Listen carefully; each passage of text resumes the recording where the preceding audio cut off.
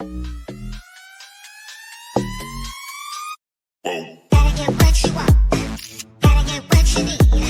Student, जय श्री राम। स्वागत है आप सभी लोगों का इकोनॉमिक्स की दुनिया में।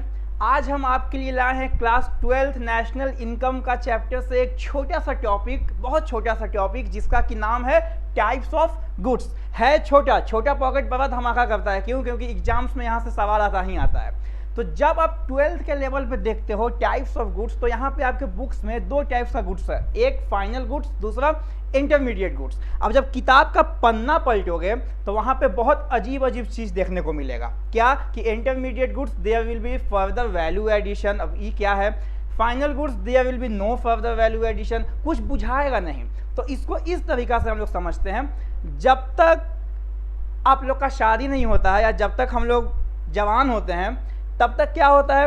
एक गर्लफ्रेंड से दूसरी गर्लफ्रेंड, दूसरी से तीसरी, तीसरी से चौथी, मतलब there will be addition of girlfriend. उसी तरह से इकोनॉमिक्स में क्या है? Further value addition. जब तक सामान के वैल्यू में एडिशन होते जाता है तब तक उसको हम बोलते हैं इंटरमीडिएट गुड्स। और जैसे ही हम लोग का शादी होता है तो शादी के बाद ऑलमोस्ट हम लोग बीवी चेंज नहीं करते हैं, मतलब वो फुल एंड फाइनल मिल गई हमको। तो वो क्या है? जब आप सामान के दाम में फर्दर वैल्यू एडिशन नहीं करते हो, उसको हम लोग क्या बोलते हैं?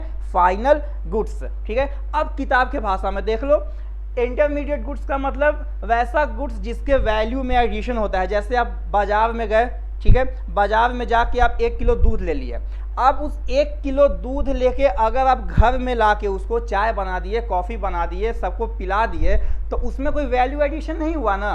लेकिन अगर वही दूध कोई दुकानदार जाके खरीदता है और उस दूध से पर्टिकुलर चाय बना के बेच दिया या मिठाई बना के बेच दिया, तो उसमें क्या है? उसमें वैल्यू एडिशन होता है। तो वैसा गुड्स जिसमें वैल्यू एडिशन होता है उसको हम लोग बोलते हैं इंटरमीडिएट गुड्स। वैसा गुड्स जिसमें वैल्यू एडिशन नहीं होता है उसको हम लोग क्या बोलते हैं? उसको हम लोग बोलते हैं फाइनल गुड्स, मतलब फुल एंड फाइनल। अब कोई वैल्यू एडिशन उसमें नहीं होगा। सेकेंड पॉइंट क्या है?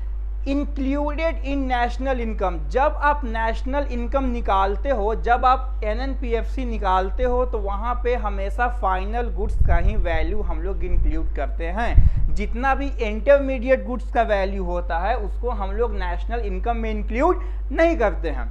इसलिए यहाँ पे लिखा हुआ है not included in national income, मतलब जब भी आपको नेशनल इनकम में इंटरमीडिएट गुड्स का वैल्यू दिखे उसको आप लोग इंक्लूड नहीं करना। और जब भी नेशनल इनकम में आपको फाइनल गुड्स का वैल्यू दिखे उसको आप इंक्लूड करना। उसके बाद नीचे आपको एग्जाम्पल्स लिखा हुआ है, जो एग्जाम्पल्स अभी हम आपको बताएं। क्या है कि milk purchase by house hold, मतलब अगर कोई हाउस होल्ड, हम और आप बाजार से जाके दूध लेके आते हैं और घर में अपने फैमिली को सर्व करते हैं, चाय बना के या कॉफ़ी बना के या खीर बना के, सेवई बना के, कुछ भी, मतलब क्या कि उस दूध के वैल्यू में फर्दर एडिशन नहीं हुआ, जिसको हम लोग बोलते हैं फाइनल गुड्स। लेकिन अगर हम हलवाई हैं, मेरा मिठाई का दुकान है, हम अब जाके दूध लिए तो उस दूध को हम सेल्फ कंजम्पशन के लिए नहीं लेंगे ना। वो दूध से हम क्या करेंगे? वो दूध से हम पर्टिकुलर या तो मिठाई बनाएंगे या चाय बनाएंगे और चाय बना के बेच देंगे। तो जब बेचेंगे तो उस पर्टिकुलर दूध के वैल्यू में क्या हो गया? एडिशन हो गया। तो इंटरमीडिएट गुड्स का example milk purchase by shopkeeper, final goods का example milk purchase by household. अगर आप भूल गए तो इसको ऐसे याद रखना, जब तक आपका शादी नहीं होता है तब तक आप गर्लफ्रेंड या बॉयफ्रेंड चेंज करते हो, मतलब उसमें वैल्यू एडिशन होता है, तो वो इंटरमीडिएट गुड्स। जब आपका शादी हो गया तो आप जल्दी बीवी चेंज नहीं करते हो, ठीक है, तो वो क्या हो गया? वो हो गया आपका फुल एंड फाइनल। तो वो क्या हो गया? आपका फाइनल गुड्स। जय श्री राम। Yeah.